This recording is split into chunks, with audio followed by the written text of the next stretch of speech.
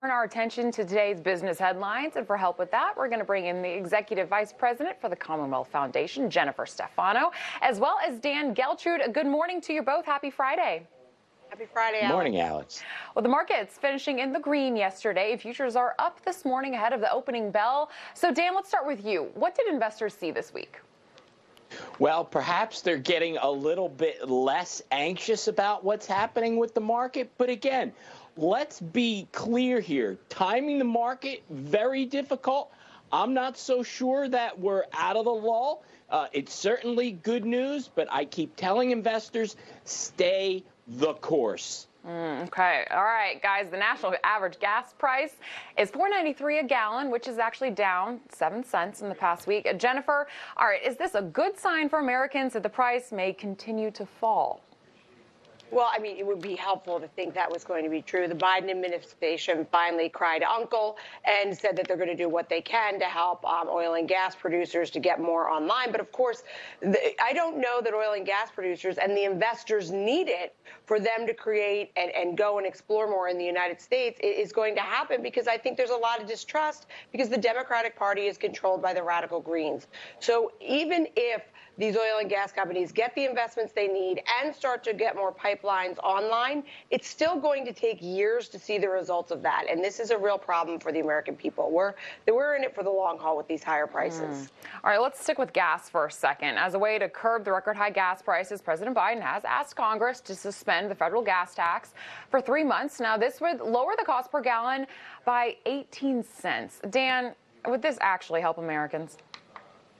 Well, his former boss, Joe Biden's former boss, Barack Obama, said it best when this issue had come up in the past. It is a gimmick, right? This is a Band-Aid. If you want to solve the problem, it's simple supply and demand. We know the demand is there. We need fossil fuel. Let's not be confused about that. What we have to address is supply.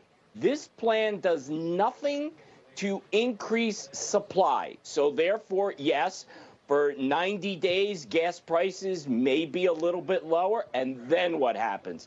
Prices go back up. Hence, it's a gimmick. Yeah, all right. Well, the Federal Reserve Chair, Jerome Powell, has warned that the Fed will continue to raise interest rates until inflation returns to 2%. Jennifer, how can Americans prepare for more rate hikes? And will more hikes actually force the U.S. into a recession? Well, I think a lot of indicators are showing that we're headed towards recession territory. If you look at the purchasing manager, the composite purchasing managers index, which measures the activity of manufactured goods and services, that is at a 5-month low. It dropped 3 points in June. This shows there's a huge problem in consumer spending, and consumers are changing their behavior.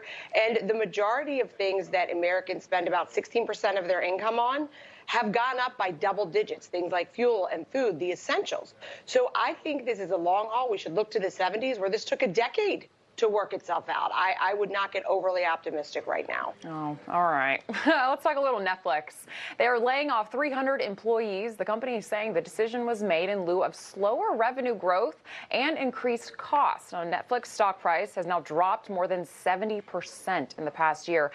Dan, is this the right decision for Netflix, and will we see more companies make similar job cuts? It probably is the right decision for Netflix based upon how they're viewing the economic future. And I think we are going to see more of this.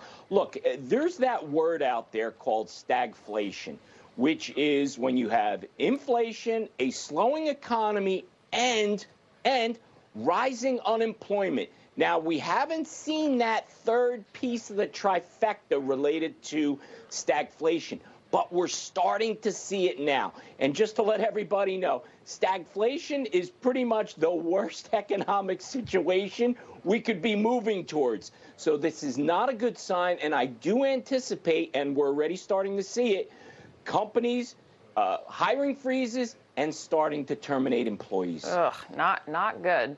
All right, guys, let's end on a positive note. It is Friday. Finally, today is National Take Your Dog to Work Day. Across the country, thousands of dogs will be accompanying their owners at the office. Jennifer, I know you actually have 2 dogs. Are you a fan of Bring Man's Best Friend to Work? I work largely from home, so 100%.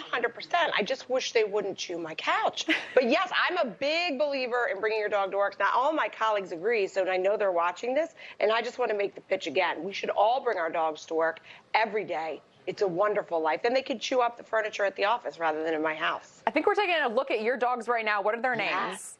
So I got Lulu, and that's Beastie you were just looking at. That's little Lulu. And yes, they're very, very nice. But Beastie, the boy, the bigger one, he's a rapscallion. So beautiful, but bad. Uh-oh.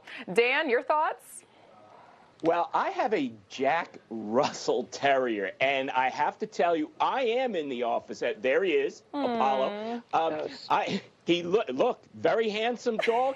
He is a handful. Oh, no. Don't let that picture fool you.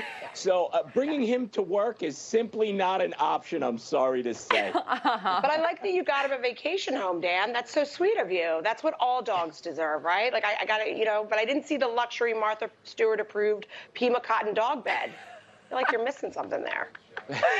Oh, my goodness. Jennifer Stefano, Dan Geltrude, what a fantastic note to end on. Thank you guys for joining us, and have a great weekend. Thanks, you. Alex. Thanks, Alex.